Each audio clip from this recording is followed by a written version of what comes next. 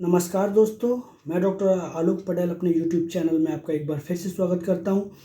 आज हम बात करने वाले हैं डी डाइमर। तो आपने डी डाइमर के बारे में सुना ही होगा। जो आज का भी कोरोना जो महामारी चल रही है उसमें बहुत सारे डॉक्टर्स ने, बहुत सारे लोगों ने आपको इन्वेस्टिगेशंस आपने देखा होगा कि डॉक्टर्स लिखते हैं कि डी डाइमर का इन्वेस्टिगेशन करा लो, सीआरपी की जांच करा लो, इंटरल्यूकिन 6 करा लो, सीबीसी करा लो। तो ये जो मार्कर्स होते हैं, बॉडी के अंदर कुछ मार्कर्स होते हैं जिनके मेजरमेंट से आपके अंदर का पता चलता है कि आपकी बॉडी के अंदर क्या चल रहा है। तो डी डाइमर भी एक प्रकार का मार्कर है जो प्रोटीन से बना होता है। प्रोटीन के छोटे से एक बहुत छोटा सा पार्ट होता है। तो अब ये बॉडी के अंदर बनता कैसे है और रिलीज़ कैसे होता है, तो आपको ये समझना होगा कि बॉडी में एक क्लॉटिंग की प्रोसेस शुरू होती है। क्लॉटिंग होती है। क्लॉटिंग कब होती है? ये पूरे टाइम नहीं होती, पर क्लॉटिंग कब होगी? जब आपकी बॉडी में कभी चोट लगती है, कभी इंजरी होती, कभी घाव होता है, तो बॉडी में कुछ एक प्रोसेस शुरू होती है क्लॉट्स बनने की। जो क्लॉट्स जो होते हैं आपकी बॉडी को ब्लड के बहाव को रोकते हैं। ब्लड का बहाव को रोकने के लिए क्लॉटिंग बहुत ज़रूरी है, जो आपके ब्लड के लॉस होने से बचाता है। तो बॉडी का एक ये नेचुरल फिनोमेना है जो खुद से होता है, उसमें आपका कोई रोल नहीं होता। तो उसके लिए बहुत सारे 12 क्लॉटिंग फैक्टर्स होते हैं, जिसमें कुछ फैक्टर्स क्लॉटिंग फैक्टर में कुछ फैक्टर बहुत इंपॉर्टेंट रोल निभाते हैं, जैसे कि फाइब्रिनोजन हो गया और फाइब्रिन हो गया। तो जैसे ही चोट लगती है वहाँ पर इन्फ्लामेशन होता है। इन्फ्लामेशन की प्रोसेस के बाद फाइब्रिन रिलीज होता है, और फाइब्रिनोजन और फाइब्रिन रिलीज होने के बाद क्लॉटिंग फैक्टर में क्लॉट्स को, ब्लड के थक्के को बनाने में मदद करते हैं, और इस तरीके से क्लॉट बनने के बाद ब्लड बहना रुक जाता है। तो जैसे, और ये थोड़ी देर का एक प्रोसेस होता है। जैसे ही ब्लड का रुक जाना बंद हो जाता है, बहना बंद हो जाता है, थोड़ी देर बाद ये क्लॉट्स बॉडी में डिजॉल्व होने लगते हैं और डिजॉल्व होकर ख़त्म हो जाते हैं। तो जैसे ही कि ब्लड क्लॉट्स बने और बॉडी में बनने के बाद कुछ देर बाद वो डिजॉल्व होते हैं। इस दौरान क्लॉट्स के डिजॉल्व होने के दौरान ये डी डाइमर प्रोटीन रिलीज होता है। तो जितने ज़्यादा क्लॉट्स होंगे उतने ज़्यादा डिजॉल्व होगा, उतने ज़्यादा आपका डी डाइमर रेज होगा।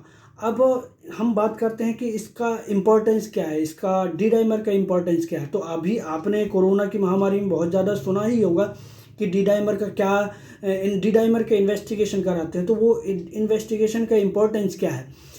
अब कोरोना के अलावा अभी आपने डीवीटी, एक डीप वीन थ्रोम्बोसिस होता है और एक पल्मोनरी एम्बोलिज्म होता है। कई बार कुछ केसेस के प्रेगनेंसी के केसेस होते हैं, उसमें भी डी डाइमर का इन्वेस्टिगेशन किया जाता है। कुछ ऑटो इम्यून डिजीजेज होती हैं।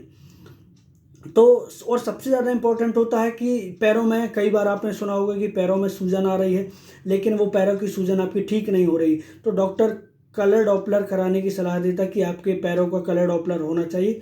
उससे कई बार ये रूल आउट होता है कि आपके पैरों के अंदर जो नसें हैं उसमें खून की चाल बंद हो गई, क्योंकि वहाँ पर बहुत बड़ा ब्लड का क्लॉट जमा हो गया है।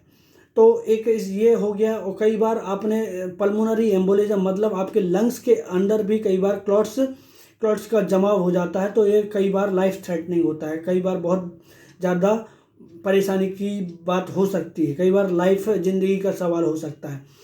अभी इसी तरह के डीवीटी में कोई ऐसा प्रॉब्लम नहीं होता कि जान का खतरा हो, पर हाँ, उसमें लेग में सूजन बनी रहती है और बहुत टाइम तक बनी रह सकती है, जब तक वो क्लॉट्स डिजॉल्व नहीं होता है। अब इसी तरीके से अब कोरोना के बारे में, कि कोरोना में कई बार, कोरोना में भी होता क्या है, कुछ वायरल डिजीज़, कोरोना एक वायरल डिजीज़ है। कई बार कुछ बैक्टीरियल डिजीज़ में भी डी डाइमर ब्लड के क्लॉट्स का इन्फ्लामेशन होती है, जिसमें कुछ इन्फ्लामेशंस ऐसी होती हैं जो डायरेक्ट ब्लड वेसल्स से रिलेटेड होती हैं।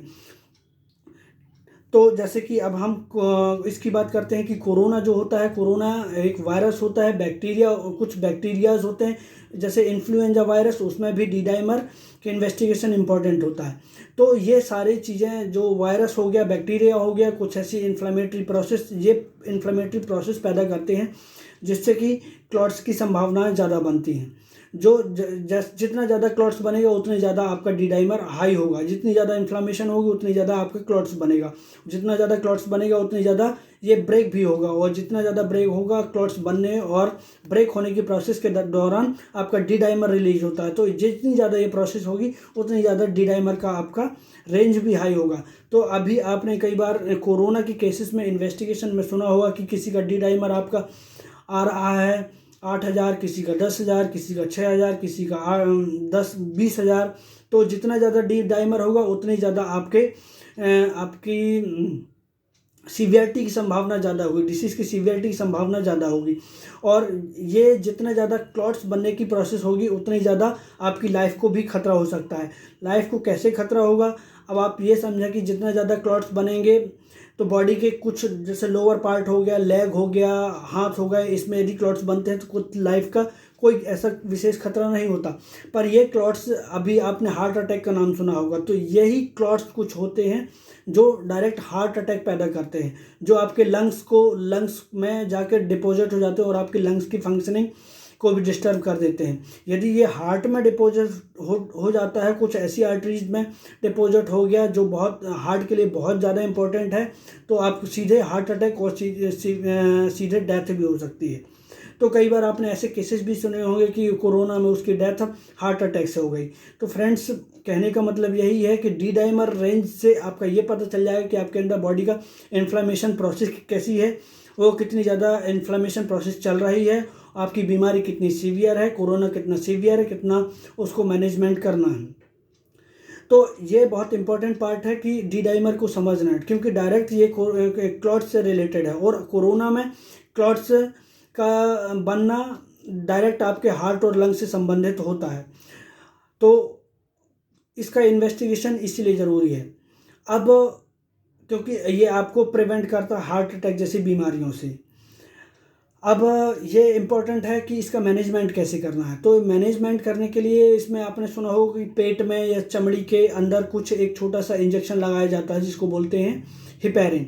तो हिपेरिन क्या करता है, बॉडी में जितने भी क्लॉट्स हैं क्लॉट्स के बनने की प्रक्रिया को हिपेरिन कम करता है। ब्लड में कहीं पे भी यदि क्लॉट्स बना है तो उसके घोलने को काम आता है। यदि हार्ट में बनने की संभावना है तो उसमें ब्लड को ऑलरेडी वो पतला रखेगा, तो जिससे क्लॉट्स की संभावना कम हो जाएगी, तो हार्ट अटैक का खतरा भी कम होता है। तो मैं आपसे कहना चाहूँगा कि यदि आपका डी डाइमर बहुत ज़्यादा बढ़ा हुआ है तो नो डाउट आपको हिपेरिन के इंजेक्शन 5-6 इंजेक्शन आपको लेने ही चाहिए, जितना आपका डॉक्टर एडवाइस करे।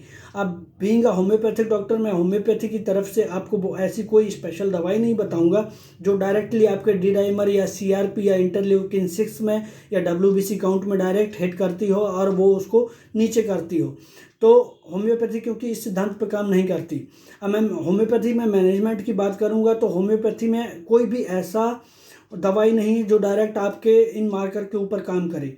तो हाँ, लेकिन होम्योपैथी यदि आप एक पेशेंट हैं तो पेशेंट में जो भी लक्षण आते हैं, कोरोना का मरीज हो या किसी भी तरीके का मरीज हो, अब हम कोरोना की बात करते हैं तो कोरोना में क्या क्या लक्षण आ रहे हैं, उस मरीज के ऊपर सांस फूलना, बुखार आना, सिर दर्द होना, घबराहट, बेचैनी, जितने भी लक्षण आपको मरीज में देखने मिलते हैं सब नोट डाउन करके आप उसके ऊपर दवाई दे देंगे। आप डी डाइमर को छोड़ दीजिए, आप मार्कर को छोड़ दीजिए, जो मरीज के लक्षण आते हैं उसके ऊपर आप दवाई देंगे तो नो डाउट 1000% श्योरिटी के साथ कहता हूँ मैं, आपका डी डाइमर 10,000 क्यों ना हो, 15,000 क्यों ना हो, वो नीचे आ जाएगा बहुत ही जल्द। जितने ज़्यादा आपका इंसुलिन आपका जो इंजेक्शन्स है हिपेरिन, वो जितना जल्दी काम नहीं करेगा उससे जल्दी आप हमारा होम्योपैथी मेडिसिन काम करता है। बशर्ते होम्योपैथी का मेडिसिन सही होना चाहिए।